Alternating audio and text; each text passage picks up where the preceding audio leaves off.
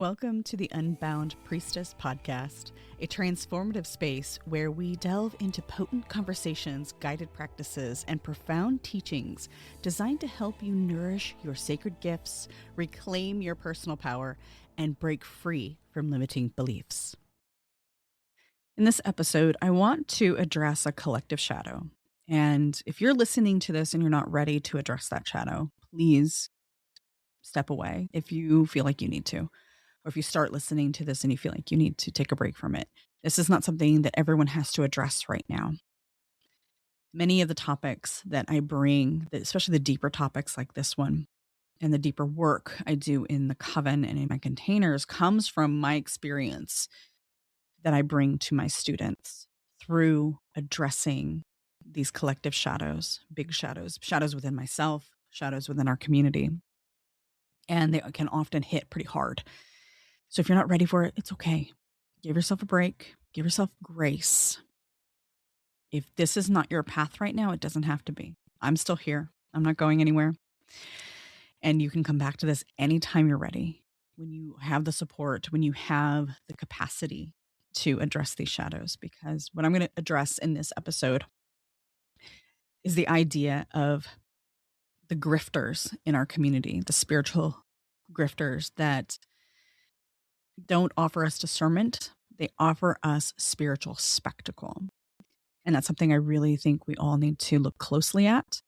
But if you're not ready to, please pause this episode, move on to one of my lighter episodes, because this one is going to address grief. It's going to address the heaviness of the energy. So with that said, let's move on. So like I said, there is a quiet grief moving through the spiritual community right now.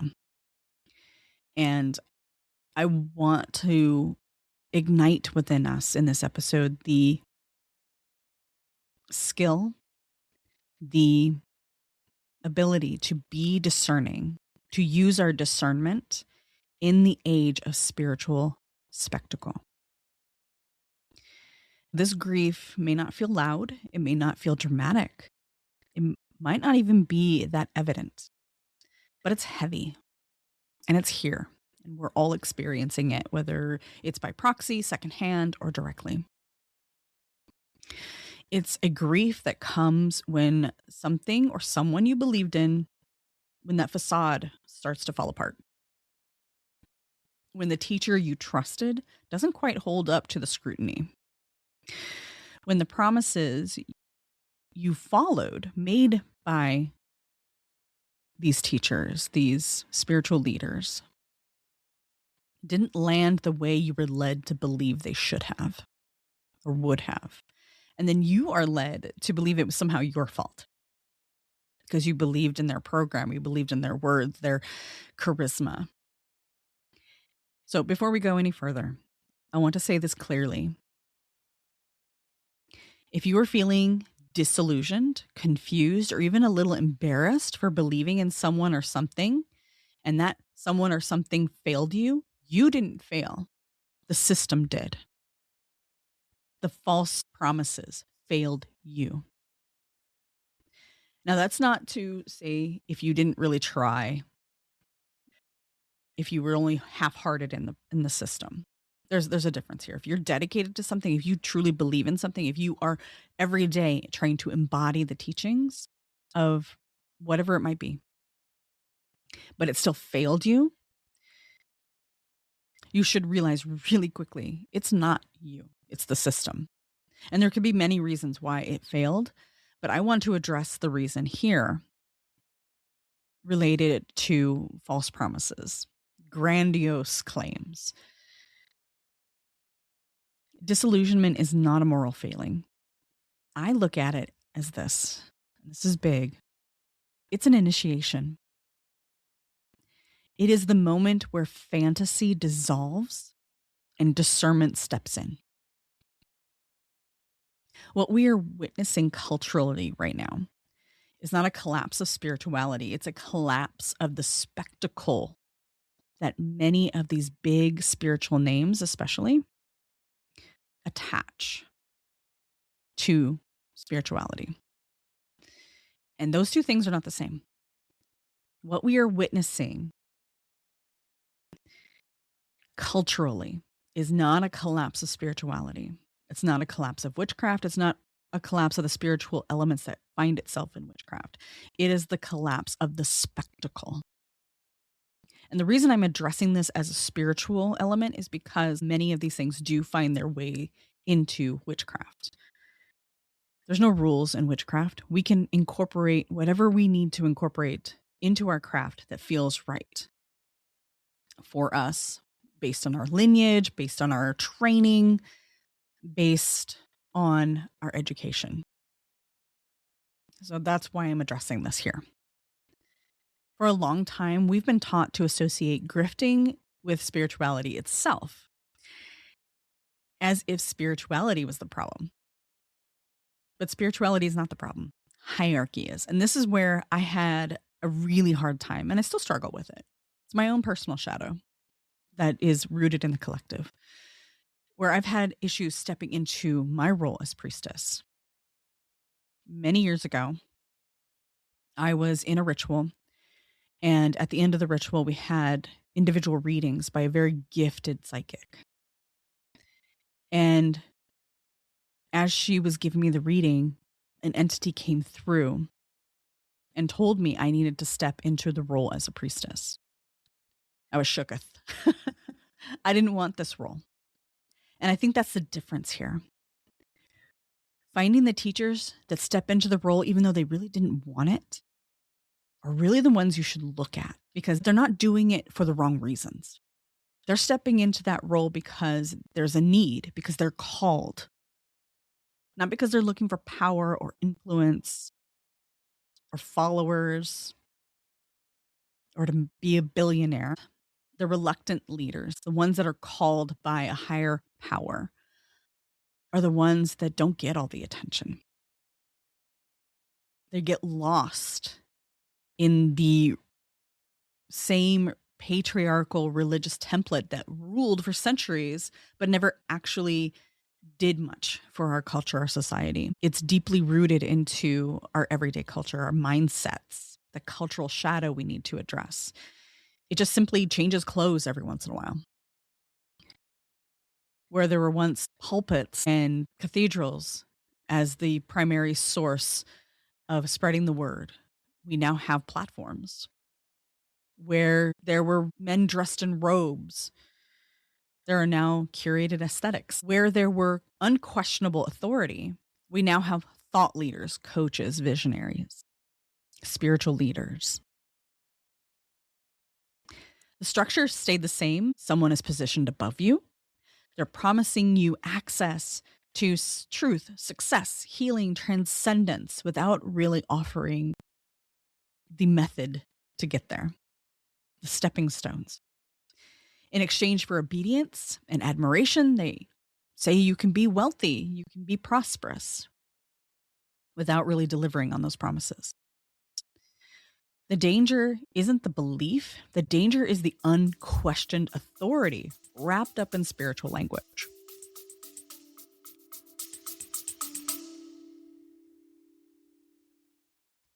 Quick pause, because if any of this is resonating with you, but you still feel like you're missing something, you're not alone. Most witches aren't confused because they're doing it wrong. They're confused because no one ever taught them the skills or the context beneath the surface. That's why I created the Rebel Mystic Witchcraft skill trees.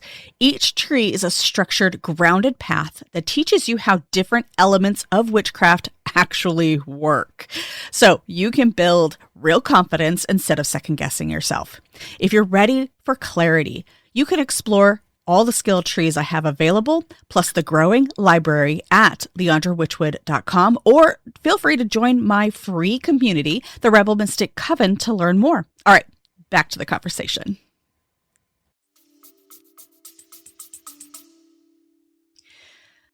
Let's slow this down because it's getting heavy and this matters.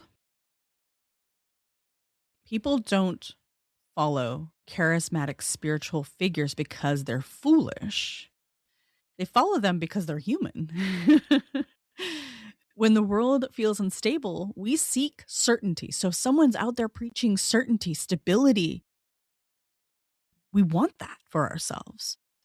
When life feels overwhelming, we seek someone who appears to have it all figured out, right? We want to model that. We want to check all the boxes and follow the protocol.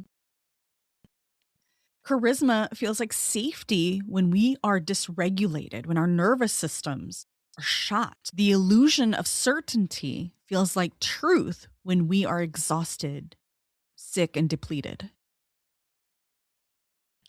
And when someone comes at us with a beautiful aesthetic, confidence, charisma, and conviction, especially when they put on the front that they're living the life that we want, a life of freedom, opulence, spiritual elevation, it can feel like relief. It can feel like truth. It can feel like, oh, this person knows something I don't, or this person has cracked the code. If I follow them, maybe I'll be okay too. That impulse is not weakness. It is a deep longing. It's a yearning that's valid. We yearn for safety, security, and certainty.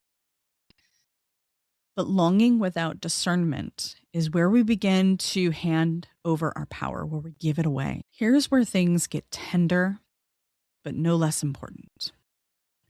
In our modern spiritual culture, many people aren't actually following teachers. They're following the lifestyle, the idea, the charisma of it, the draw. We are invited consistently to live vicariously through others. Think of magazines. Just look at the magazines with the airbrushed models and the beautiful clothes and the travel, the curated abundance, the aesthetic of enlightenment. It shows up everywhere. And here's the truth that doesn't get said enough. When we choose spiritual leaders based on charisma, perceived success, and opulence, we are not choosing leaders. We are choosing fantasies. Ouch, right? That one hurt me. It felt like a throat punch when I realized this.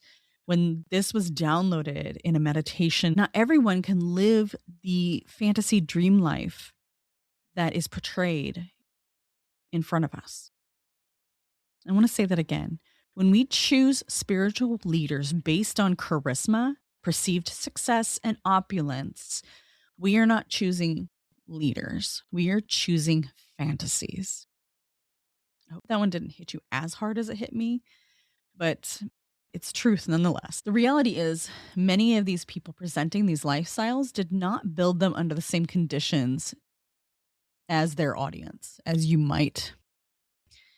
Often there's an unspoken scaffolding that's holding everything up for them. Maybe it's a financial safety net. Maybe they have a spousal income that supports them. Maybe they have an inherited stability, or they sold some assets that gave them an influx of income. Maybe they're free from certain caregiving responsibilities. Maybe they have years of support and networking before they ever go public. Erasing privilege from the story is making it seem like they just manifested it out of nowhere. And this conversation, this topic came from a conversation I was just having with a friend who was really frustrated about her spiritual business not taking off. And she was running out of money and she felt the need to revert back to her corporate jobs. And I had to remind her that she's comparing herself to someone else who had scaffolding underneath them, holding them up to ensure their success. Well, she started with bootstraps, the same way I started. I started the Witchwood Tea House with $1,000 that I got from doing some extra work for a friend. I didn't have $100,000 in the bank. I didn't have anything to fall back on.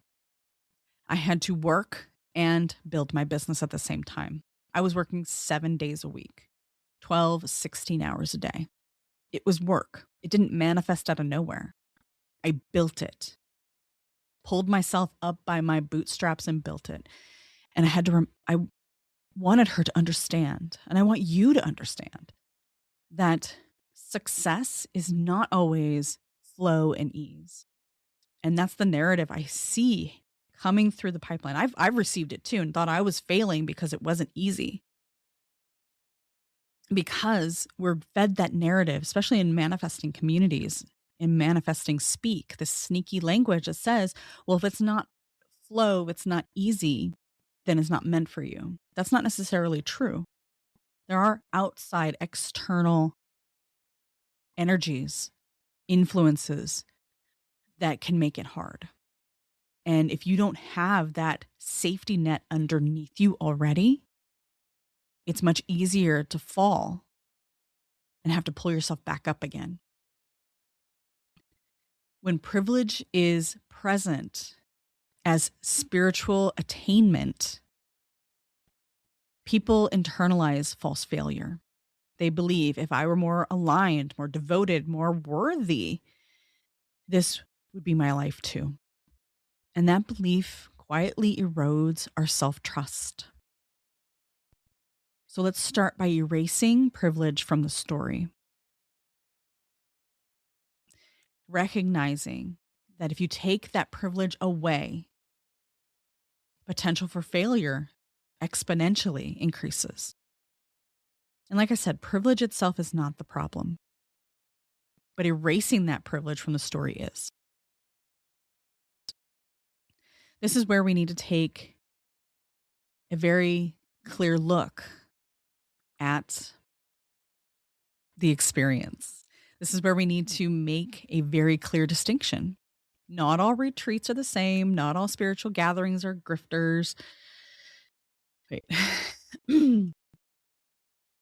And in talking about spiritual events and that perception that someone is, where am I going with this? Okay. So this is where we need to make a very clear distinction. Not all retreats are the same. Not all spiritual gatherings are grifts. And there is a very big difference in the things we choose to incorporate into our practices that create transformation in our life. There is a difference between a spiritual vacation and an active working retreat. And this is where I think we get confused often. A spiritual vacation is designed to make you feel good. Maybe it will initiate some deeper changes. But often what happens is when you leave that retreat, when you head home, when you put your bags in your room and you unpack, that change leaves you. Where an active retreat is designed to stick with you. A vacation offers inspiration, where a working retreat offers you skills you can transfer into your daily life and use them regularly. And the question you should always be asking yourself when you are looking at experiences or looking at opportunities to engage with your favorite spiritual leader, witchcraft, priestess, one of the things that you should be looking at is, does this give me something I can actually live with and use daily on a Tuesday morning? If the answer is no, if this is not something you can repeat in your daily life, there's no real transformation there. It's just an experience. And that's not to devalue. And don't get me wrong. And don't get me wrong. I'm not trying to devalue the experience. These experiences can be very valuable. They can be transformative in the right containers with the right people, the genuine leaders, the people who are not just off doing their own thing while you're left to your own devices. They're leading you. They are not there for their experience. They are there for your experience. Because when the experience doesn't anchor itself, it fades. And this may surprise you.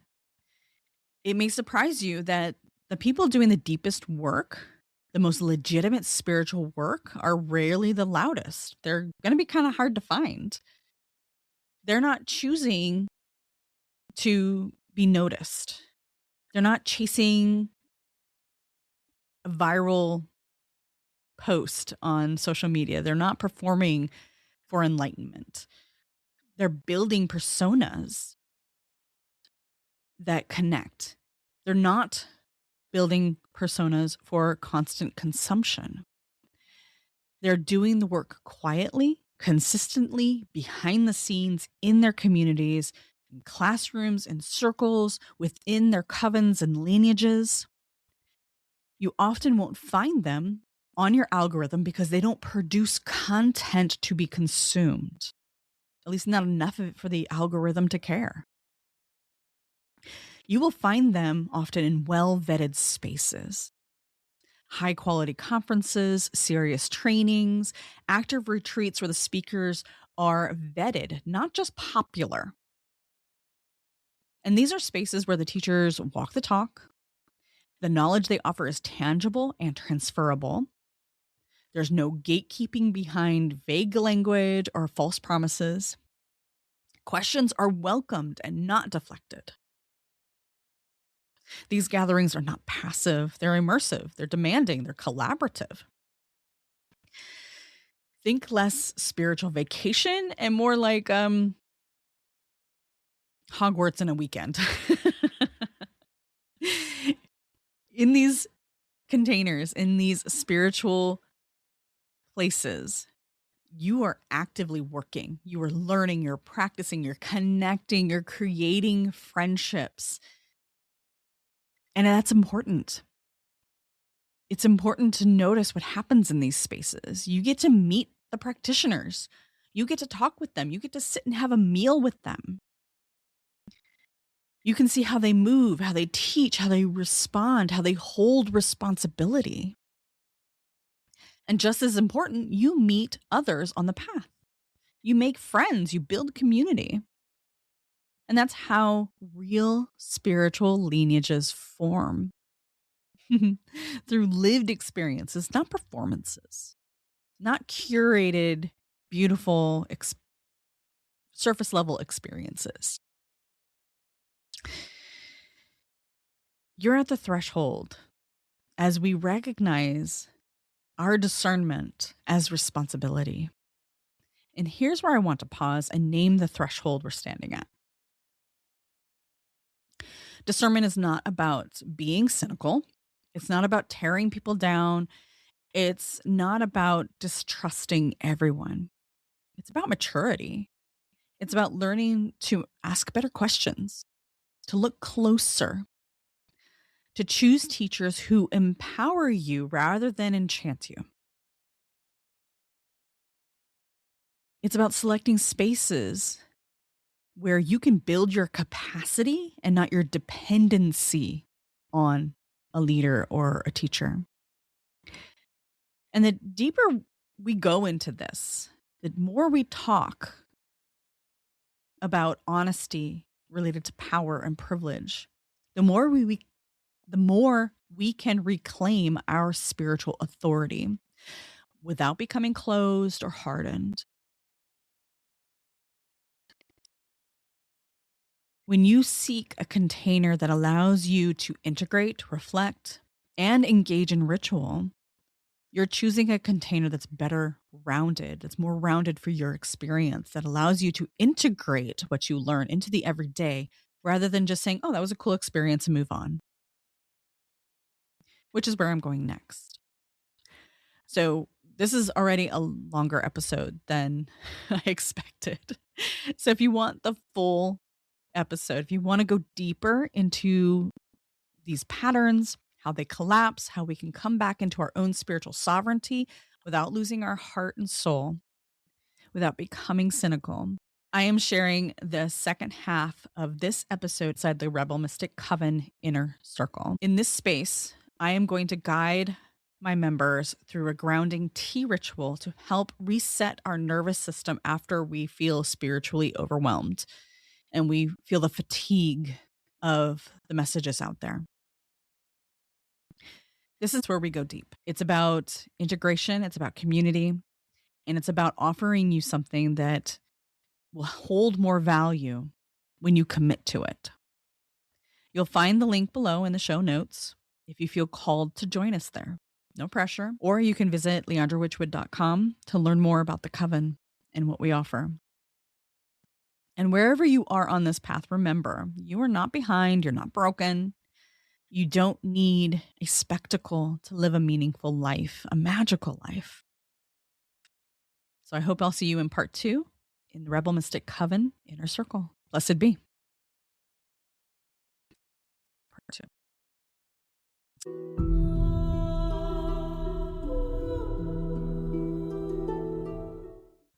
Breathe in with me. Hold. Now release. One more time. Breathe in. Hold and release. Resets like this are essential for our nervous system, for our stress levels, bringing us back to a foundation where we can think clearly, where we have more energy. And this is why I created the Witches Reset. This is a 5-day audio program where I guide you through essential practices to bring you back to your baseline so you can think clearly and build something meaningful. To learn more, check out the link in the show notes or visit my website, leandrawitchwood.com. And I look forward to seeing you in the program. For now, let's get back to the episode.